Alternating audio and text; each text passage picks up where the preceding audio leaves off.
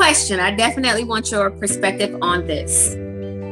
Do men marry women based on how good the sex is? Men don't marry women with the best coochie. And I would tell you the reason why.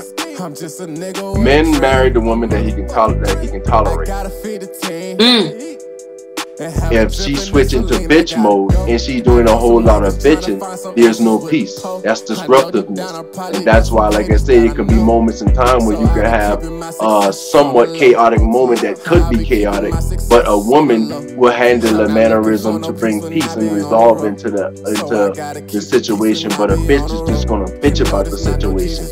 You see why I'm saying bringing chaos into the situation. So there's a lot of married men that's 100% not totally satisfied at home sexually because they didn't marry the woman for the sex. You see what I'm saying? It was a bond that they had. You see what I'm saying? It's usually a peaceful bond. And does he keep a peaceful bond? That remains. That determines whether, you know, she turns into a bitch, or she remains a woman, or she just gonna slide a little to the side. You know what I'm talking about? So we definitely can concur that sex is overrated. Question, I definitely want your perspective on this. Do men marry women based on how good the sex is? It was based on a conversation we had, and I was saying if woman got that whack, that man ain't really gonna deal with her. But then I also feel like sex is only like 5 hours out of 148 hours in a week. So does that really matter when it comes to a man? Like, does he marry the woman? Like, if he's dating 3 women and the woman with the best, good, she get picked. And then I have a follow-up question. All right. Do sex matter when it comes to men marrying women? No. That's me paraphrasing the question. Oh, okay. I was about to restate it. So you answering. Okay. Rephrase it one more time in your manner, because that's me paraphrasing. Restate it one more time. Do men marry women with the best sex? The best coochie? Just to keep it PG. No. Men don't marry women with the best coochie. And I would tell you the reason why. Men marry the woman that he can tolerate. Because when it comes to males, the more peace you can offer a man, the more he will choose that male. I mean that female. That male will choose that female. The more peace that female can offer that man, he makes his choice off of that comfort zone that he makes her feel, that she makes him feel, because it's an exchange of energy that's happening, and both people are in that exact same peaceful zone, and that's why he feels so peaceful with her, and she feel at that same peace with them. So when people come to that qualm and they come to that sensational moment of connection and a bond, that they are peaceful with one another in moments of time, and they are enjoying the time with each other, that's what makes a man choose a woman to marry the woman, those peaceful moments. And if you go to, notice I say a woman, because remember, if she's switching to bitch mode and she's doing a whole lot of bitching, there's no peace. That's disruptiveness. And that's why, like I said, it can be moments in time where you can have a somewhat chaotic moment that could be chaotic, but a woman will handle a mannerism to bring peace and resolve into the situation, but a bitch is just gonna bitch about the situation. You see why I'm saying bringing chaos into the situation. So the people who offer that man, like some men get tricked.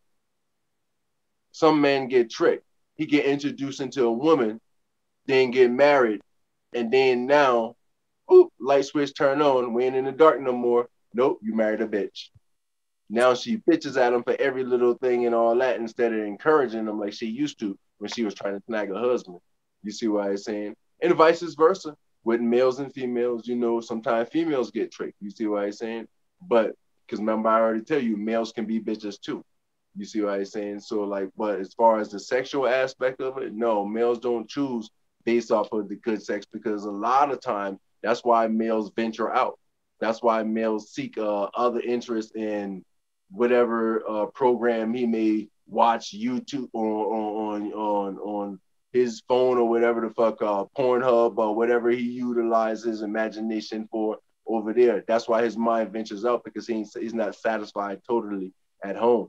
You see what I'm saying? So there's a lot of married men that's 100% not totally satisfied at home sexually, because they didn't marry that woman for the sex. You see what I'm saying? It was a bond that they have.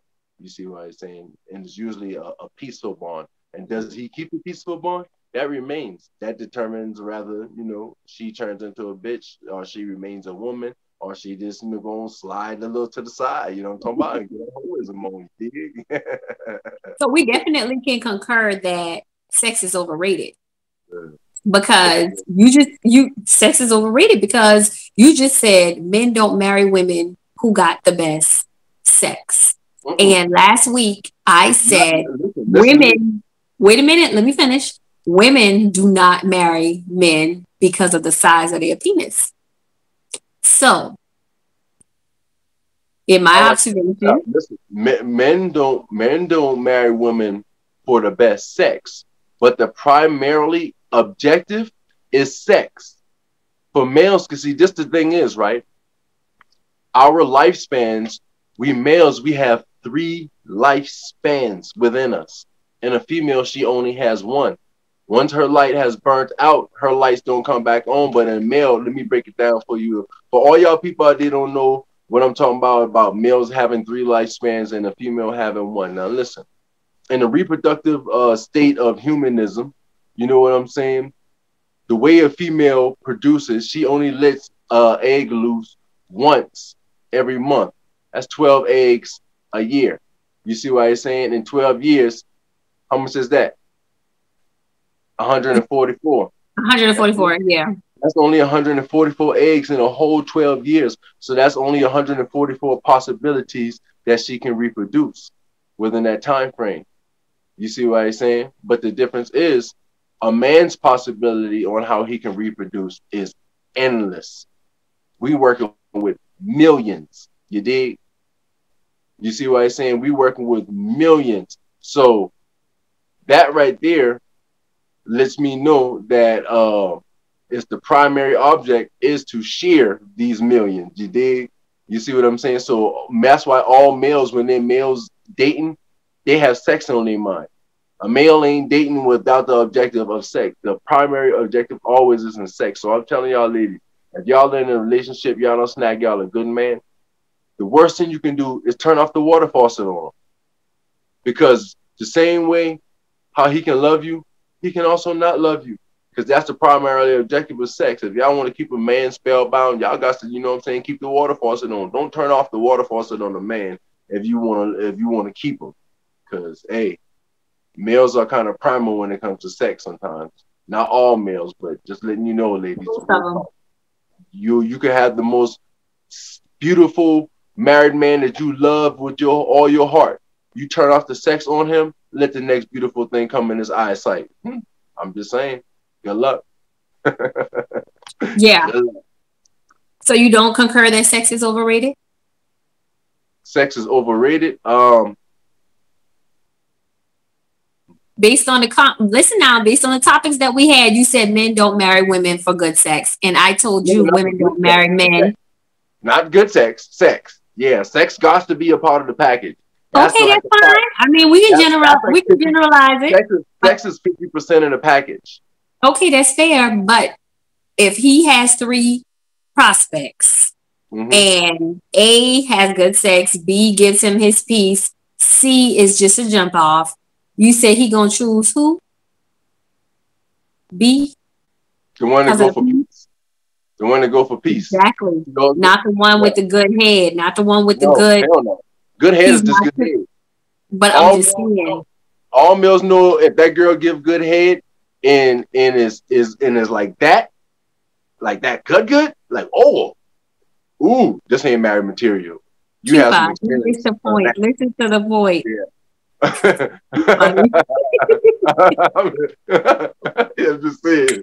That's gonna lead us to the next question that I have. But I said those are the three prospects. You said he gonna choose peace. You said he gonna choose the peaceful one. So clearly, sex is overrated. As much as we're sexualized in this world, You're right. I mean, sex is overrated because women don't care about. Most women do not care about the size of a man's penis if he is stable, if he's respectful, if they can get along, they can have good communication. She could teach him. They can go to a sex therapist for that. There's therapy for every type. I don't know about that. Look, hey, listen, viewers, watchers. Hey, I'm glad y'all tuning in. I'm glad y'all listening to all the content. I'm glad that y'all taking our advice on a few things. But don't take that advice right there. Don't listen to no. Hey, look, couples, if y'all got to go to a sex therapist, something wrong. Break up. You don't need to be together. Anybody, look. The primary objective, males, I don't know what your primary objective. I know my primary objective, so I'm going to share it with you so you can have it as yours. The primary objective is you go in there with the objectives and the intention to make sure she get hers first. You date 2, 3 of them. If you can hack 2 or 3 of them out of her, you know what I'm talking about? You know what I'm saying? 2 or 3 of them. But if you can get 1 out of her, if you can get 1, primary objective is you go in there with the primary objective, make sure she get that 1. Secondary objective is to accomplish mission. You dig? Bust that nut. That's the second objective. Males, what kind of male have sex with a woman and interaction with her and don't allow her to get hers first? You see what I'm saying? That's a stingy, selfish ass nigga. You dig? Stingy, but Q5. I going back to the point. My point is, look here, males can bullshit you. We are very sexual. It never stops. When you old, it's still the same. You get older, regardless if that his manhood stand up, that's no longer a problem. They got all these EDs now. You see what I'm saying? All those type of pills that males can pop to get their thing going. You see what I'm saying? At old age, you know what I'm talking about? Dr. Sebi had a baby at 80-something years old. We're very well aware. We're very 70-something years old. You see what I'm saying? So that goes back to what I was saying earlier. If y'all didn't catch what I was talking about earlier about a male having 3 lifespans and a female having 1. A female, after she lays her eggs, you see what I'm saying, which is 144 eggs in 12 years. You see what I'm saying? See what I'm saying? You keep on doing the math, you know what I'm saying? Then you got 288. But look, keep doing the math and keep doing the math and keep doing the math. You know the numbers, but you know a female's productive span is about 30 years. After about 30 years, everything shut down. A male productive span, he can go on for the remainder of his life. If a man is 90 years old and he can go on have an orgasm, that man can have still kids. You see what I'm saying? That man still can make babies. So that is a very big part of a male's life because the productive system of human society is chosen to the men. The Most High, the Creator, gave men the responsibility for reproducing in the world, because within a female inherits the responsibility of nurturing what's already been life that's already being produced, because all of the life lives inside the male, and then he passes the life on into the female, and once that life form into that new environment, it brings forth a whole new possibility of growth. And that's why I always say that females are the keepers of the universe, because you cannot expand until you enter into a female. You see what I'm saying? All of the possibilities of what we male hold, you know, which goes into a segue to my next question.